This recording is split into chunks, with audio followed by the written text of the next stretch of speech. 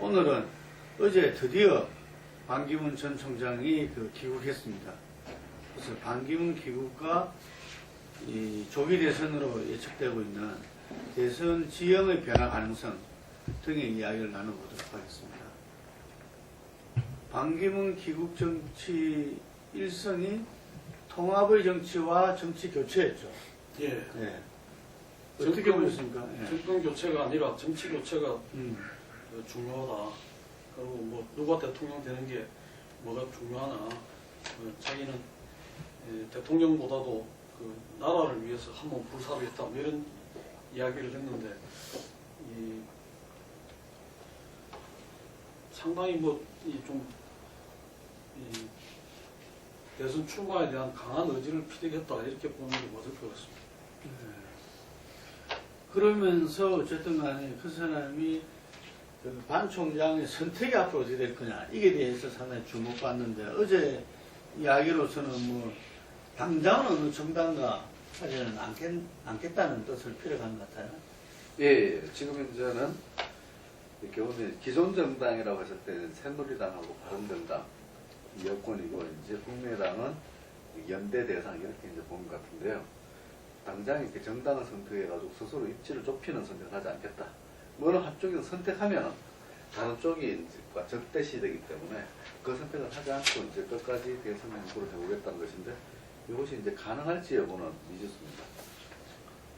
예, 지금 이제 반 총장 같은 경우는 거의 캠프에 참모로 맡는 이상일 전 의원이라든지 이런 분들을 통해서 이제 이 라디오 인터뷰도 있고 어제는 아마 귀국길에서 이렇게 장시간 인터뷰를 한 것 같아요. 예, 그러면서 종합해서 볼 때 어쨌든 간에 기존에 이야기 나왔던 빅텐트론, 빅텐트를 갖다가 궁극적으로는 어쨌든 해서 삼지대 연대 이런 모양을 보이는데요. 우선 이제 자기 세력을 좀 나름대로 구축을 하고 그 구축된 세력을 기반으로 해가지고 타 정당, 타 정치 세력하고의 연대를 모색하겠다.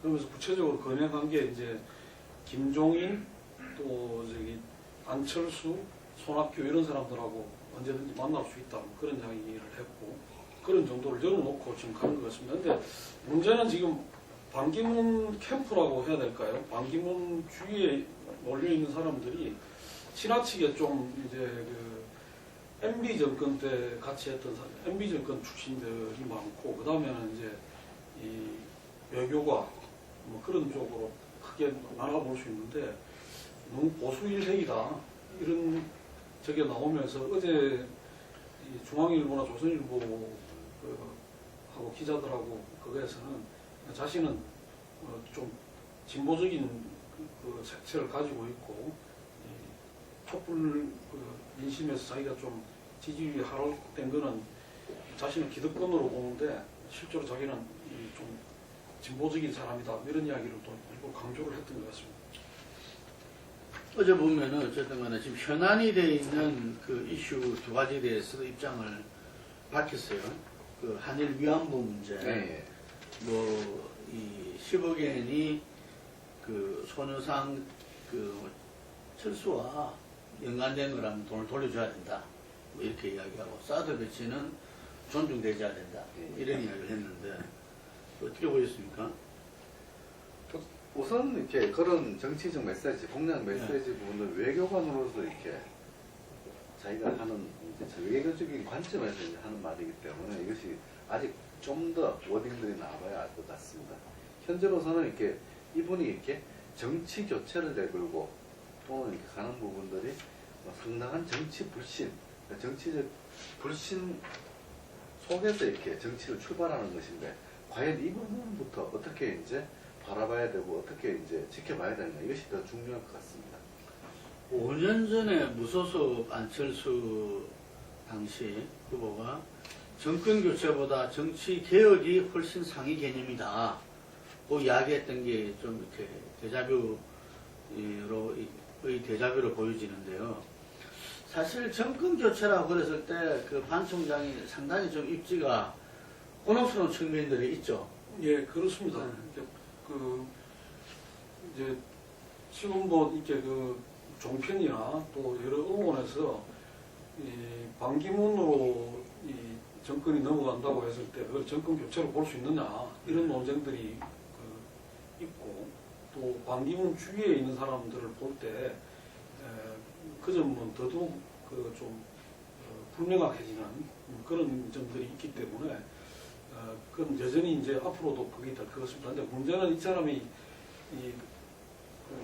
미국에 있을 때도 그 정당이 뭐가 중요하냐 뭐 이런 식의 그 뉘앙스의 발언을 해가지고 이 기존의 정당 정치에 대해서 상당히 이제 좀 그 부정적이거나 조금 이렇게 그 배관시하는 그런 그게 있는데 그게 이제 좀 제3 후보들 기왕의 어떤 그 안철수 그 지금 후보도 당시에 이제 그 정치권 밖에 있을 때 가지고 있던 어떤 그런 하고 큰 그거에서는 맥락에서는 같다고 볼 수 있습니다. 그러나 대선으로 가기 위해서는 어느 순간에는 정당과 손을 잡아야 되고 정당 정치에 몸을 담아야 되기 때문에 그때 가서 어떤 이제 그게 될지 그건 또 이제 지켜봐야 될 그런 문제인 것 같습니다.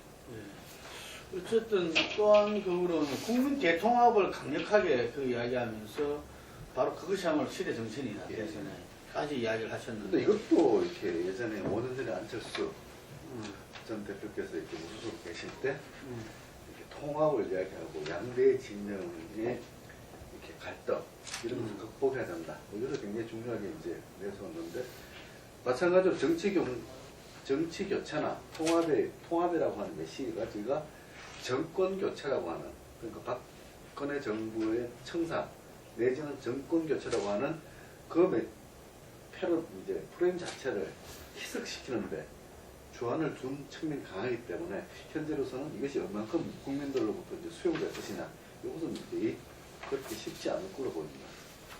네, 그런 가운데서 오늘 그 갤럽 여론조사가 그 발표가 됐는데 상당히 보니까 특이한 게 그 더불어민주당의 정당 지지가 40%대를 넘었어요. 예, 41%. 예, 그게 상당히 좀 보이고 어쨌든 새누리당은 12%에서 추락은 멈춰진 것 같아요. 그 바른정당이 더 치고 못 올라가는 것 같고 예, 예. 10% 정도 이렇게 되는데 그 대선 후보에서도 그 문재인 그 전 대표가 어쨌든 30% 전에 뭐 20% 초반에서 머물고 있다 박스권에서 한계다 이런 말을 했는데 드디어 30%는 넘었었어요. 예, 예. 네, 넘었었고 그래서 뭐 10% 이상 차이가 좀 이끈하고 나오고 있고 좀 어떻게 보셨습니까? 우선은 이렇게 문재인 전 대표께서 이렇게 지지율이 상승한 것은 특히 민주당 지지층 내에서 이렇게 문 전 대표로 쏠림 현상, 과거에는 이제 이재명 시장이라든가 박원순 시장 쪽으로 이렇게 지지층이 분산한 적이 있었습니다. 그러면서 이렇게 범민주당으로 이렇게 여러 후보로 갈렸던 부분들이 문 전 대표 쪽으로 모이면서 이렇게 현재 지지율 상승이 일어나고 있기 때문에 이것을 이렇게 외연 확장이다. 뭐 이렇게 판단하는 데 조금 이렇게 좀 다르게 봐야 부분이 있는데 중요한 것은 이렇게 민주당 지지율입니다.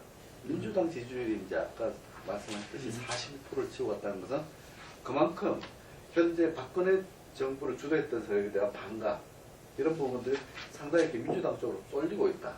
뭐 이런 이제 지형의 변화로 이제 가지거든요. 과거에는 이제 민주당이 20%대에서 왔다 갔다 하고 새누리당이 이제 40% 선에서 이제 왔다 갔다 했던 거와 완전히 역전된 현상입니다. 네, 이번 갤럽 조사에서는 그 점을 좀 봐야 될 것 같습니다. 그 기왕에 이제 그 보통 저거 할 때는 민주당 후보로 이제 이 박원순 뭐 저기 저 김부겸까지를 다 나열하는 그러니까 5위를 거론하는 경우가 많았는데 이번에는 민주당에서 세 사람만 들어갔어요. 예. 그 문재인, 이재명, 그 안희정까지만 들어가고 예, 그다음에 이제 빠져버렸습니다. 이 야당 쪽은 그 안철수가 들어가고 그다음에 이제 손학규 여당 쪽으로는 반기문, 황교안, 유승민, 하고 손학규가 들어가는데 손학규는 지금 아마 그 이쪽 개념에서는 여권 후보로 분류를 한 것 같아요. 4대 4로 했다고 이야기를 하니까 그렇게 되다 보니까 이 상대적으로 이제 박원순이나 김부겸 쪽 지지층들이 이 거꾸로 다시 이제 일부는 안희정으로 넘어가고 그렇죠. 상당 부분은 문재인으로 갔다. 그런 것들이 문재인이 좀 올라가는데 작용을 한 게 아닌가 그렇게 봐지고 저쪽은 뭐 지금 보면 한교안이 여전히 한 5% 정도 나오는데 이 부분을 뭐 앞으로 어떻게 봐야 될지 그리고 반기문을 제외하고는 거의 이제 지지율이 안 나오고 있으니까 여권 전체로서는 선택지가 지금 굉장히 좁아져 있다 이렇게 그렇게 볼 수가 없을 것 같습니다. 이 다자 대결과 양자 대결, 이제 가상 대결에서도 이 문 전 대표가 지금 기존과 달리 아주 압도적으로 나오고 있네요. 예. 뭐 현재 상황 그러니까 이제 박근혜 정부에 대한 심판 심리 이런 심리가 이제 이번 최순실 게이트로 이렇게 광범위하게 이렇게 현 정세를 이렇게 규정하고 있다. 그 부분에서 이제 문 전 대표가 강세를 보이는 부분들. 그리고 이렇게 반기문 총장 같은 경우에는 여권 지지층 내지는 현재 여권 진영을 단속하지는 못하고 있는 상황입니다. 예를 들어 바른정당이라든가 또는 새누리당 또는 이제 무소속으로 이제 무당층으로 가 있는 여권 지지층을 이렇게 결속하고 단속시키는 리더십을 아직 보여주지 못한 상태에 있지만 문 전 대표는 이렇게 지난 총선 과정을 거치면서 이렇게 야권 지지층 민주당에 대해서는 리더십을 일정 보인 부분이 있거든요. 이 차이들이 지금 현재 반 총장이 이렇게 다자 구도나 양자, 삼자 구도일 때 크게 확장을 못하는 이유로 보여지는 부분도 있습니다. 네, 지금으로 보면 반 총장 주위에 이제 가 있는 사람들 중에 윤상현, 정진석, 홍문종, 나경원 이런 식으로 해가지고 현재까지는 새누리당 쪽에 머물러 있는 사람들이 주그고 이 바른정당으로 나와 있는 사람들은 아직까지 전혀 결합을 안 하고 있다. 이게 앞으로 이제 어떻게 바뀔런지는 좀 더 두고 봐야 되겠습니다만 거기에다가 구 MB계 뭐 이렇게 돼 있고 한쪽은 전부 외교부 출신 관료들 이렇게 되다 보니까 지금 여건이 나뉘어져 있는 부분에서 그 부분을 통합해내 가지고 다시 전체를 반기문 쪽으로 모아내는 그런 거는 아직 아니다 이렇게 봐지는 것입니다.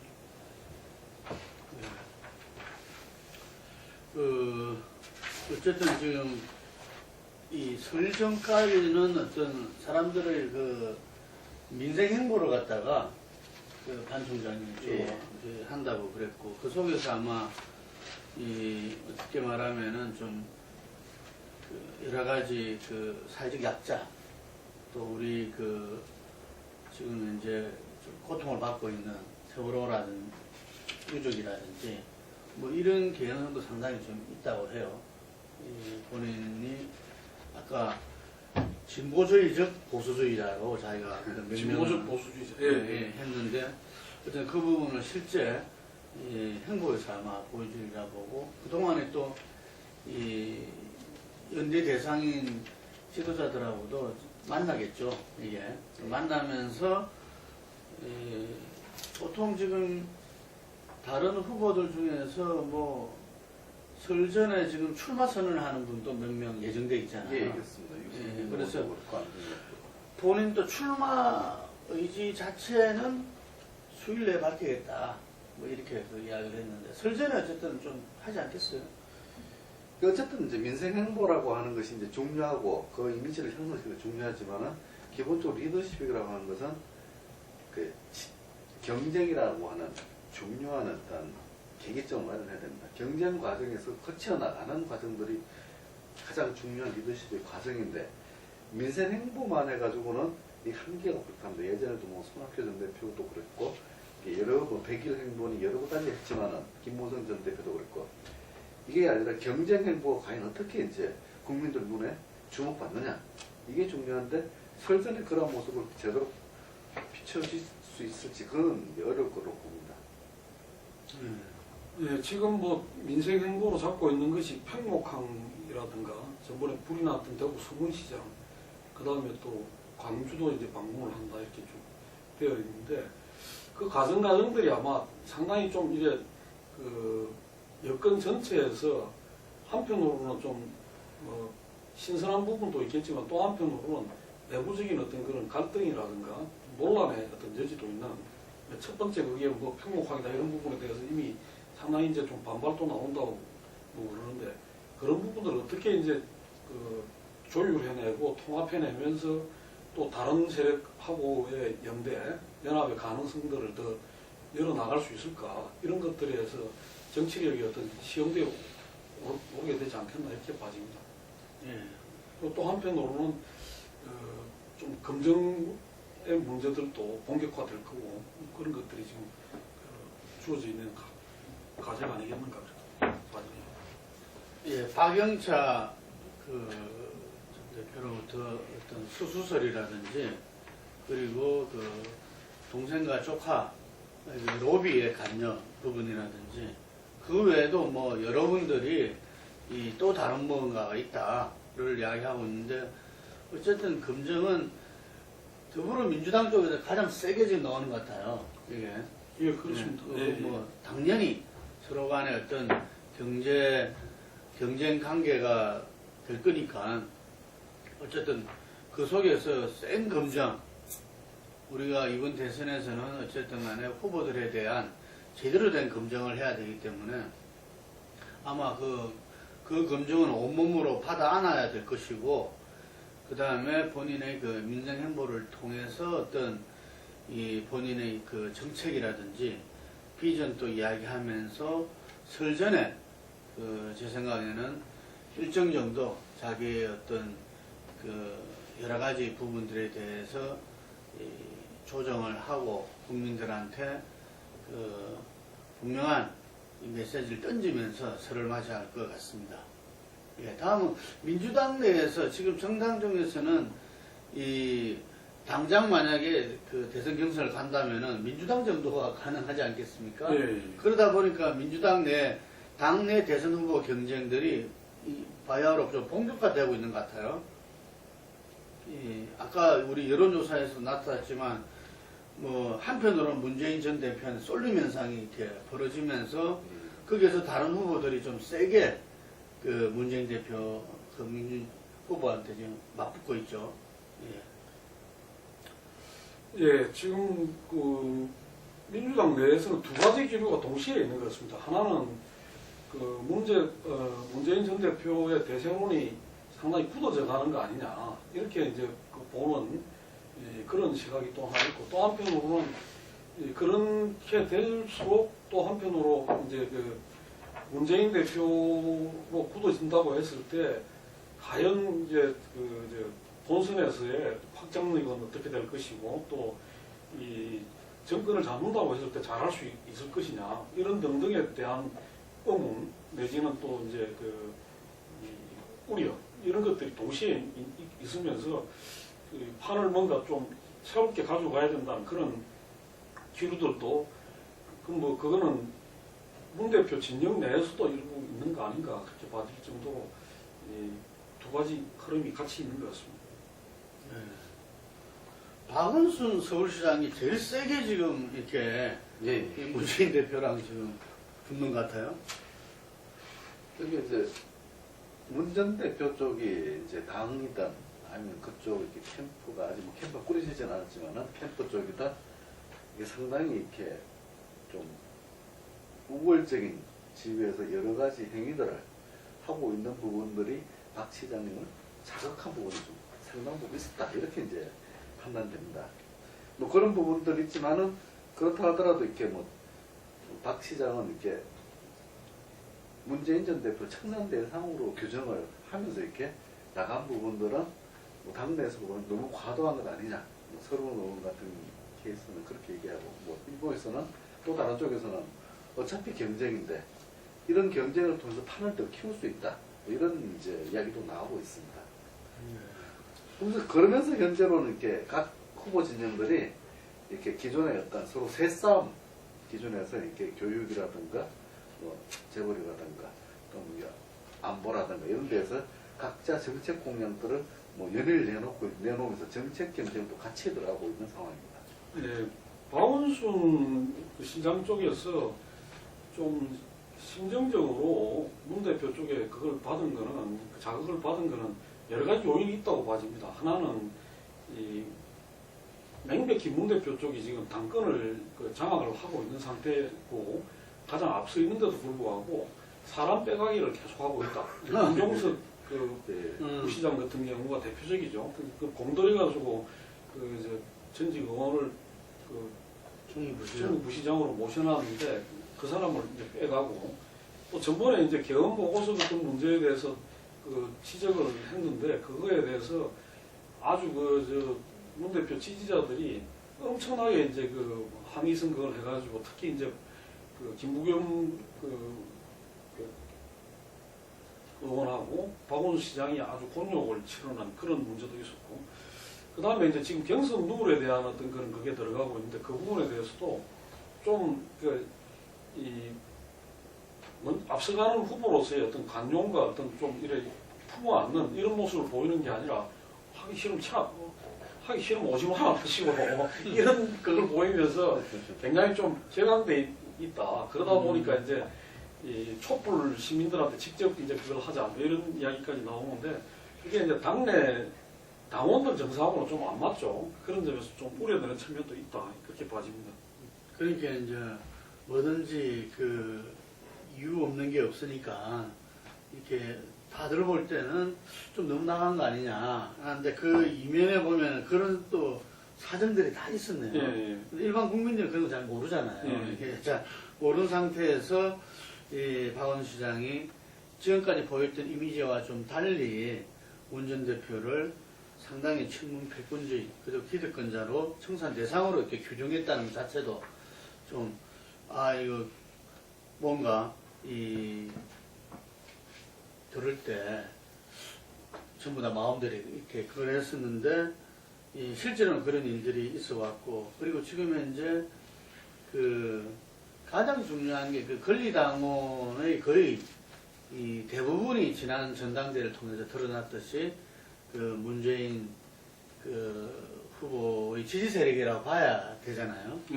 그렇기 때문에 이게 당원 중심의 경선이 돼야 된다면은 결론은 뻔한 것이다. 그거를 갖다가 몇 프로 산술적인 그 협상을 갖다가 아예 박차고 이 촛불 경선으로 하자. 그러니까 촛불이 벌어지는 전국 권력별을 돌아다니면서 거기서 투표하자 이런 제안을 했어요. 이게 그 나름대로 그 아이디어 측면에서는 많이 고민을 했다 이렇게 보여지는데 정말 그 현실적으로 가면 상당히 어려움이 있겠죠.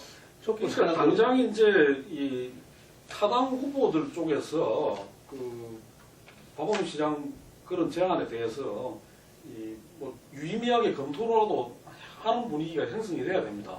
그러니까 왜냐하면 이건 민주당을 넘어서는 어떤 그런 경선을 완샷으로 하자는 거니까. 근데 그건 힘들다 그렇게 봐지고 그 다음에 본인이 근데 지난 서울시장 그 보궐선거 때 그렇게 했다는 거잖아요. 그렇죠. 서울시장 선거가 결국은 이제 민주당 범위를 넘어서는 그런 식으로 민주당의 박영선 그리고 시민 후보로 본인 예, 박원 시장 예. 그리고 민노당에 또 한 분 이래서 예, 예. 3자가 아마 그런 시민 경선을 한 것 같아요. 네. 예, 예. 근데 그때는 사실은 이제 이 박원순 시장이 이제 안철수하고 단일화를 했다는 그런 그게 있었기 때문에 안철수 그 후보가 양보를 하면서 박 시장으로 포커스가 맞춰진 상태에서 민주당이 후보를 안 낼 수가 없기 때문에 이제 박 시장 쪽에 제안하는 그걸 받아들여갖고 했던 그런 식이라고 할 수 있는데 지금은 좀 상황이 다르죠. 특히나 이제 민주당 당원들 경우에는 도대체 무슨 소리냐 이게 정당이라는 게 그 정권 교체를 위해서 존재하는 건데 이런 시기에 당을 무시하고 하자는 게 너무 이제 그 당에 대한 애정과 어떤 그게 없는 소속감이 결여된 그런 발상 아니냐 이런 반발에 부딪힐 수 있어갖고 만약에 간철되지 못하면 당내 경선에 나서기도 굉장히 좀 분위기가 좀 어려워지는 그런 게 우려됩니다. 예. 그 이재명 시장도 지금 이제 문재인 그 후보하고 어쨌든 1위 후보하고는 맞붙어야 되니까 예.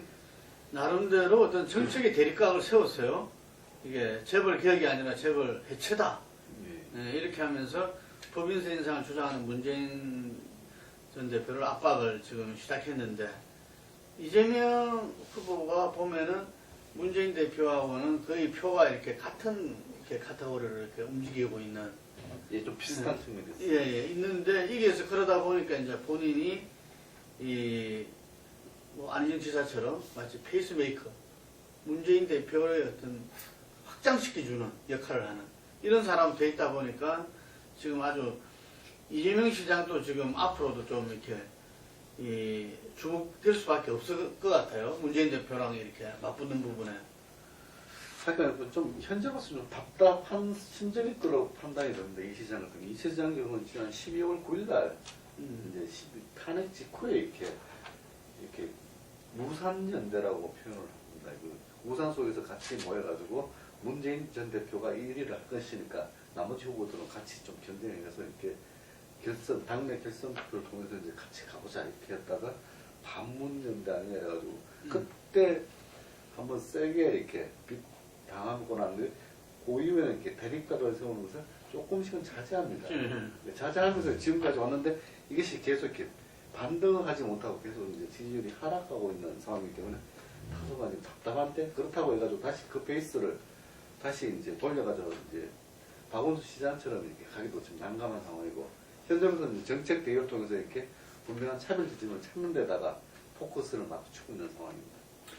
이재명 시장 경우에는 우리가 그 익히 기억을 하듯이 촛불이 이제 그 타오르고 이게 확대가 되면 확대가 될수록 이제 같이 상승 곡선을 그렸고 그 부분이 조금 이제 그 탄핵 가결 이후에 이제 좀 한풀 이제 좀 진정세에 들면서는 같이 좀 이 지지도 상승이 좀 주춤하는 그런 상황이 되면서 좀 조정 국면이 길어지고 있는 게 아닌가 그런 생각이 드는데 이 부분을 다시 이제 어떤 그 제도약을 할 수 있는 어떤 그런 계기를 잡을 수 있을지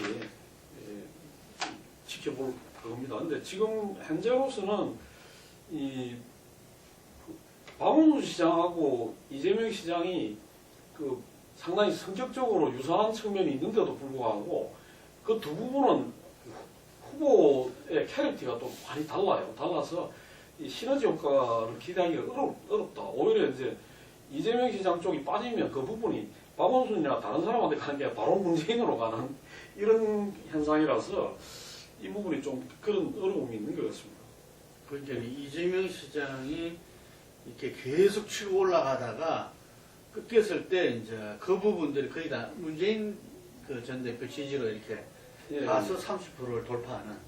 그러니까 나름대로 그게 처음에 이재명 시장이 이렇게 안 뜰 때도 20대 초반이었잖아요. 그러니까 결국은 확장시켜준 결과는 맞네요. 이게 이재명 시장이 쭉 확장시켜서 빠지면서 그 확장된 부분들이 문재인 대표로 가면서 30% 벽을 넘었다.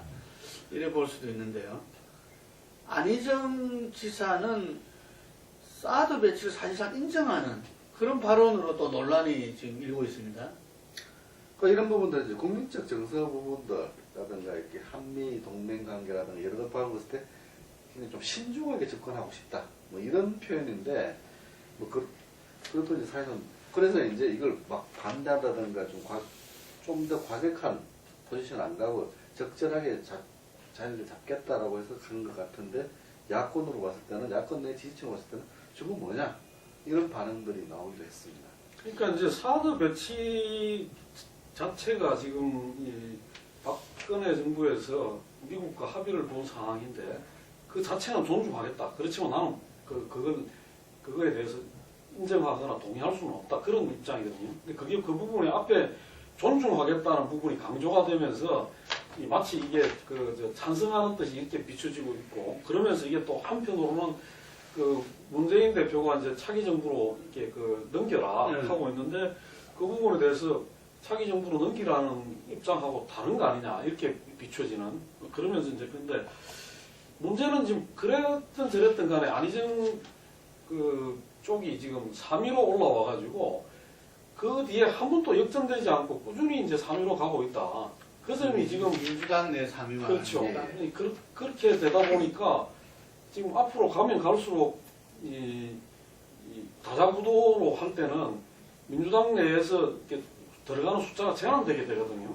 그런 점에서 지금 김부겸 의원이라든가 설진하고 뭐 크독을 하겠다 이런 말 했잖아요. 김부겸 의원이라든가 김부겸 의원은 이미 조사에 안 들어간 조사들이 많습니다. 네. 이번에 박원순 시장까지가 갤럽 조사에서 빠졌다. 네. 그렇게 되다 보니까 이건 박원순 시장으로서 굉장히 타격이죠. 4위로 밀리면서 거기에 빠져버리니까 왜 안철수가 중간에 있기 때문에 4명으로 할 경우에는 거기다 손학규까지 있죠. 네, 그렇게 되는 거라서 이렇게 되면 이 안희정 그 지사로서는 상당히 좀 안정적으로 지금 6%대까지 올라가는데 그 6, 7%대 올라가서 가는 거는 어느 정도 가지 않겠냐 그렇게 봐집니다. 안 지사는 지금 이제 뭐 충남, 광주, 강원, 서울 이렇게 해서 각 지역을 돌면서 이제 한 가지씩 이렇게 정책들을 내놓고 있습니다. 이런 행보들도 뭐 다른 주자들에 비해서 아주는 좀 차별점을 가지고 이제 움직이는 것 같습니다. 어쨌든 지금 충남지사니까 충청에서 지지도는 2자리네요. 그러니까 그 부분이 이제 한편으로 보면 이 안희정 그 지사가 지금 후보로 나서지 않았다고 했을 때 충청에서는 유일한 대안이 반기문이다 이렇게 되면서 충남북 대전까지가 확 이렇게 좀 손리갈 수 있는 여지가 있는데 그 부분에서 좀 그 교두보 역할을 하고 있다 야당에서는 그런 점도 봐야 될 것 같습니다. 야당으로서는 안희정 지사가 이제 반기문 잡는 이렇게 중요한 역할을 하고 있는 지점이기 때문에 안 지사의 선전이라는 것도 굉장히 중요한 부분들입니다. 그렇겠네요. 나름대로 당내 후보 경쟁이면서도 그 경쟁 속에서 전체적인 어떤 대선 구도를 갖다가 지금 이제 그 지탱해내는 어떤 이런 역할을 하고 있는 것이고. 그래서 본인도 이제 그런 점을 알고 있기 때문에 이 반기문 그 총장에 대해서는 가장 적극적인 공격수로 이제 나서갖고 이 뭐 출마할 자격이 없다 이런 이야기부터 해서 지속적으로 이제 그런 걸 하고 있죠 역할을. 우리 청국장이나 우리 김희영 기자를 통해서 금방 이 부분을 하나 기사로서도 재밌을 것 같아요.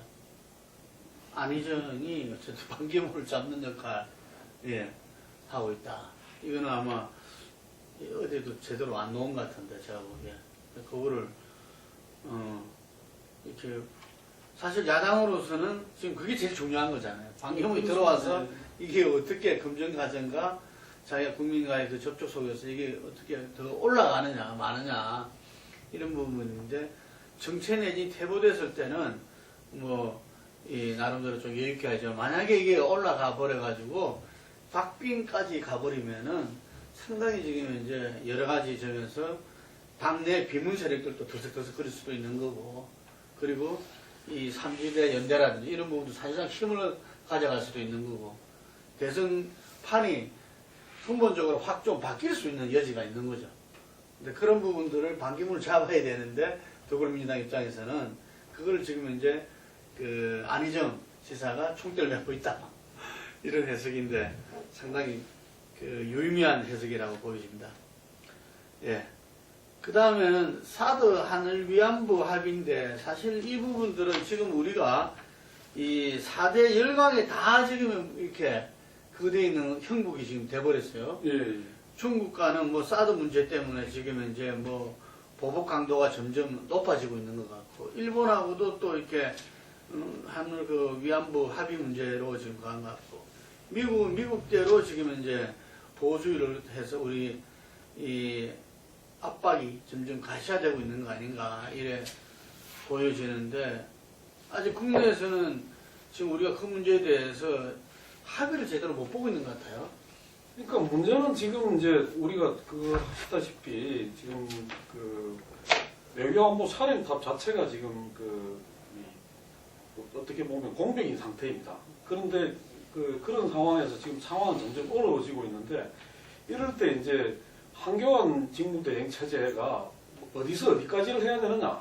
그리고 지금 이제 뭐 야당 후보들이나 차기의 어떤 그런 걸 할 사람들은 이 문제에 대해서 어떻게 접근하고 어떻게 이제 저걸 해야 되느냐 문제가 중요할 수밖에 없는데 야당도 아직까지 전체적으로 합의된 그게 제시되지는 못하고 있고 여당은 더군다나 지금 아주 그 행보가 좀 꼬이고 있고 정부도 지금 제대로 못하고 있는 상황입니다. 근데 더군다나 지금 제일 좀 우려되는 게 조금 전에 말씀하셨듯이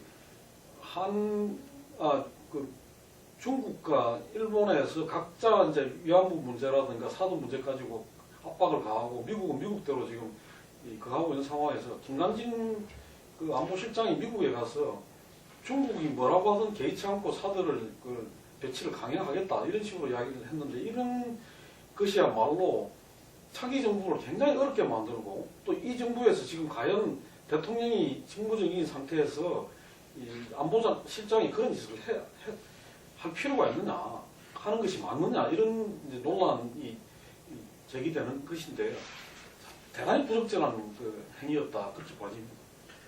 현재 이 문제가 이제 대선 이슈가 될 수밖에 없는 것이 지금 이제 국민들이 이렇게 중국과 일본 그리고 미국 트럼프 대통령까지 다 이렇게 한국의 외교적 선택을 강요하는 상황입니다. 그렇기 때문에 국민들도 굉장히 스트레스가 심한 상태입니다. 그래서 현재 이런 국면에서 이렇게 안혜정 지사 같은 경우는 강원선에서 이렇게 미중 균형이라고 하는 말을 우선 제시는 했어요. 미중 균형을 가지고 우리가 타고 가겠다.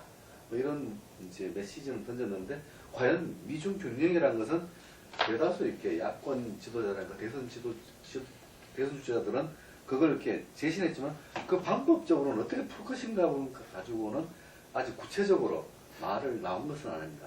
그러나 이제 요 사안 자체가 그걸 가지고 반기문 총장 측에서는 외교 전문가가 풀어야 된다 이런 쪽으로 이렇게 가닥을 잡고 가지만은 야권이나 또는 일반적으로는 좀 강한 대통령을 원하는 그런 패러다임으로 넘어가는 중요한 고비점이 되고 있습니다. 그러니까 단순히 이렇게 뭐 대통령이 지금 조금 유야무야해가지고 유약한 대통령이라면 이거 큰일 나겠구나 이런 분위기를 이렇게 만드는 현안들이기 때문에 향후 계속 짚어봐야 될 것 같습니다. 미중 균형 이야기를 들으니까 그 노무현 참여정부 시절에 동북아 균형자 역할을 해야 된다. 그게 좀 떠오르네요. 금방 말씀하신 대로 그 반기문 전 총장은 사드 배치로 인한 중국과 그 우리의 문제는 어쨌든 서로 간에 어쨌든 지금 이제 윈윈하는 방향으로 외교적 협상으로 충분히 풀 수 있다. 이런 이야기를 한 바 있습니다. 어쨌든 간에 좀 국제적 문제에서는 반 총장이 뭔가 좀 힘을 갖고 이야기하는 것 같아요. 이게 옛날에 그 이종석 장관입니까? 그 참여정부 통일부 장관 했던 그 이종석 장관이 하여튼 반기문 그 당시 같은 외교부 장관을 했는데 뭔가 그 능력에 대해서는 상당히 잘 인정한다. 뭐 이런 이야기를 한 바 있습니다. 그래서 어쨌든 금방 말씀하신 대로 이 문제는 대선 이슈로 계속 갈 것 같고요. 대선 이슈 차원을 떠나서 우리나라가 앞으로 지금 이 위기를 극복해 나가고 하는 데서 굉장히 중요한 문제, 열강들 간의 그 관계에서 중요한 부분이니까 정말 균형을 잡고 우리 국익이 극대화되는 방향으로 가도록 이렇게 전부 다 성원을 보내야 될 것 같습니다. 여기까지 하겠습니다.